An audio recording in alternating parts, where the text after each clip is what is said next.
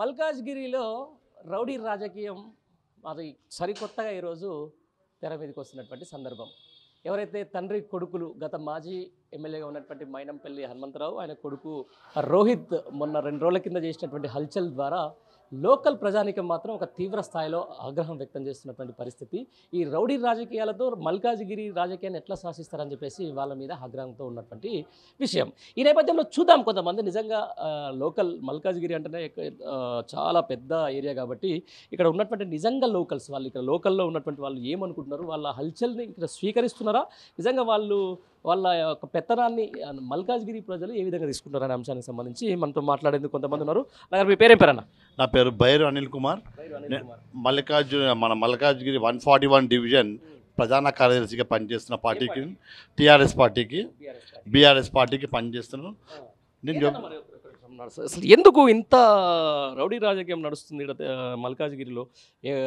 వ్యాన్లు పోతున్నాయి, 200-300 మంది ప్రజలు వస్తూ ఉన్నారు, ఉరుకులాడుతున్నారు, తర్వాత కార్లు ఎక్కుతున్నారు, ఎస్ఐలను తిడుతున్నారు, సీఐలను తిడుతున్నారు. ఏంది ఇది? ఎప్పుడు లేని సంస్కృతి మళ్ళీ ఇప్పుడు కొత్తగా వచ్చిందండి ఇక్కడ.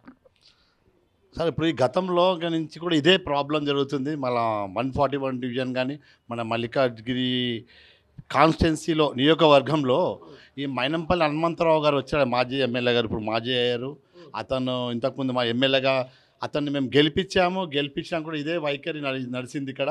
దాన్ని చూసి ప్రజలు చూసుకొని గమనించి 52,000 ఓట్లతో ఆయన వెనక్కి పంపించారు. ఆయన వైఖరి చాలా అది ఘోరంగా ఉంది. అది రౌడీజం నడిపిద్దామంటే మల్కాజ్గిరి ప్రజలకు ఆల్రెడీ అందరు మల్కాజ్గిరి అంటేనే చాలా పాతది నియోజకవర్గం ఇది, మన పాత నియోజకవర్గం ఇది.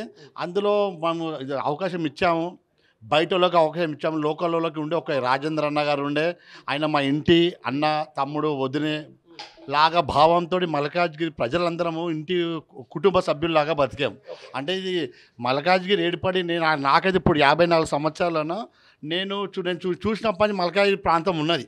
అంటే గ్రామకంఠం నుంచి, గ్రామం నుంచి మున్సిపాలిటీకి, అప్పటి నుంచి మేము అన్నదమ్ములా కుటుంబంగా వెతికి ఈరోజు వచ్చి ఆ రాజంతో మాట్లాడొద్దు, వాని ఇంటికి పోవద్దు అంటే నిన్ను ఓడగొట్టిన ప్రజలు, నాయకులు చెప్తారు అమ్మ ఆయన మంచోడే చెడ్డోడే అని ప్రజలు గమనిస్తున్నారు. అందరు ఎడ్యుకేటెడే, all are educated in Malkajgiri, ఎవరు లేరు.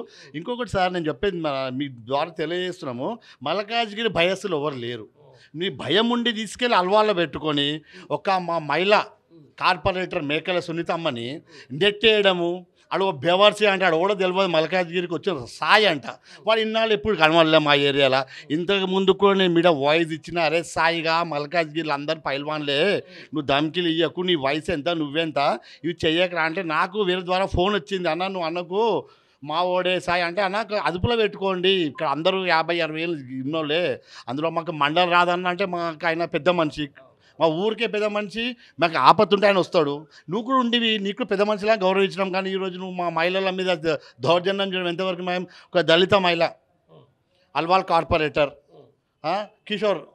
కిషోర్ అన్న భార్య మీద అటాక్ చేస్తేవి, అట్లా అంతంత ఏంది, ఆమె చేయిని బట్టి రాగడం ఏంటిది, అంత దౌర్జన్యం ఏంటిది, ఎలక్ట్ అయిన వాళ్ళకి సీట్ ఇవ్వకపోవడం ఏంటిది? వీళ్ళు ఐలయ్య గారు వచ్చారు, ఆయన కూడా అంటున్నారు గౌరవంగా కార్పొరేటర్ సీట్ ఇవ్వండి, ఎలక్టెడ్ పీపుల్ వాళ్ళకి ఇవ్వండి అని ఆయన చెప్పి, ఆయన మాట కాదు నువ్వేం నాకు ఎప్పుడు అన్నట్టు మాట్లాడడం. అది రేవంత్ రెడ్డి మనుషులు అని పేరు చెప్తున్నారు, రేవంత్ రెడ్డి గారి పేరు. ఆయన ఎక్కడున్నాడో వీళ్ళు ఎవరు మరి? ఆయన పేరు చెప్పి ఆయన బదిలాం చేయడం ఎందుకంటే ఇది క్రియేట్ చేయాలా, టీఆర్ఎస్లను కొట్టాలా? ఇవాళ నువ్వు కాంగ్రెస్లో పోయినావు, సీటు తండుకొని పోయినావు, మేము పొమ్మన్నమ్మా, నీ ఇష్టంగా పురుగా నువ్వు పోయినప్పుడు నువ్వు వేరేలోకి అవకాశం ఇవ్వాలి కదా. గెలిచిర్రు, మేము గెలిపించుకున్నాం సింపతి మీద. అలా జేఏసీ వెంకన్న ఫైట్ చేసిండు, ఆయన తీసుకొని పోలీసులు బయటపడేసారు. అంటే వీళ్ళు అధికారంలో ఉన్నప్పుడు మొత్తము పోలీసు బలగాన్ని ఎంబడబెట్టుకొని తిరుగుతా అంటే కష్టమే కదా సార్ ఇది. అదే అంటున్నా, ఇప్పుడు ఎక్కడి నుంచో వచ్చి ఇక్కడ రాజకీయం చేయడం వేరు. అదే రాజకీయం చేసిన తర్వాత 100% ఇక్కడ ప్రజల అభిమానాలు చొరగొనాలి. వాళ్ళతో అరే ఎక్కడి నుంచి వచ్చినా కూడా మా ప్రజలకు మేలు చేస్తున్నాను కానీ ఇలా మొత్తం ఈ చౌరస్తాలు తిప్పేసుకొని మొత్తం అంటే ఎందుకు ఇదంతా? మల్కాజ్గిరి ప్రజల ఏమంటారు దాన్ని, చేతగాంతనమా లేకపోతే మంచితనం అంటారా?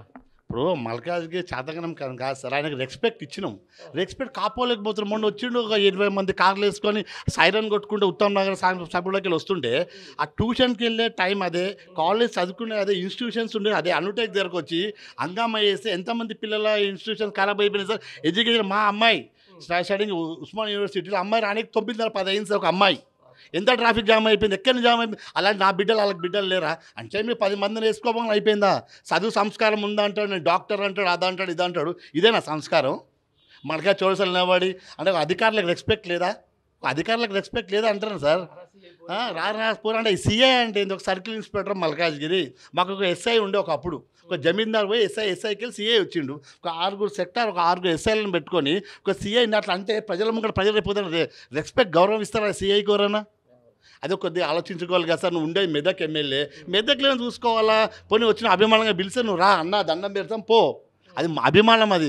కానీ నేను వచ్చి లోకల్ అందరిని తిట్టడము చాతకాంతరంలాగా అంటే కష్టం కదా, నాకు చాలా బాధాకరంగా అనిపించింది.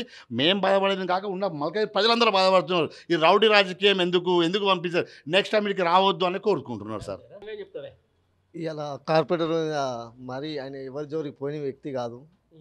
రామన్న అంటే అన్న అంటే ఏ రాత్రి అయినా వచ్చే మనిషి. ఈరోజు అయ్యింది, దాడి జరిగింది, వచ్చింది. చాలా ఖండిస్తాం అన్న. ఎందుకంటే ఒక అమాయకున్న వ్యక్తిని కొట్టడము ఇలా కొట్టిండొచ్చు, రేపు పొద్దున భగవంతుడు చూస్తారు కదా. కానీ ఇట్లాంటివి ఎప్పుడు తప్పు చేయొద్దు. దయచేసి కార్పొరేటర్ గారికి క్షమాపణ చెప్పాల్సిందే. ఇది క్షమాపణ చెప్తే అయిపోద్దా? క్షమాపణలు కాదన్నా, ఇంకొకసారి ఇంకొకరికి అన్యాయం జరగకుంటుంటుంది. ఇలా కార్పొరేటర్ కొట్టడం ఏంటంటే అమాయకం చూసి కొట్టు కాదు, జనాలని అంత రెచ్చగొట్టి భయభ్రాంతులు చేయడం ఇది సరైన కారణం కాదు. ఇంత రౌడీ రాజకీయం జరుగుతున్నప్పుడు అసలు ఏ హోదా లేకుండానే ఒక ఓడిపోయిన ఎమ్మెల్యేనే ఇంతగానం అల్చల్ చేస్తుంటే మరి ఎట్లా మల్కాజ్గిరి ప్రజలు ఏ విధంగా తీసుకుంటారు దీన్ని? నిజంగానే మరి అరే అమ్మ ఇట్లా పదవి ఇవ్వకపోతే మా మీద దాడులు చేస్తారని చెప్పేసి పదవి గడబెట్టే ప్రయత్నం ఏం చేస్తారా?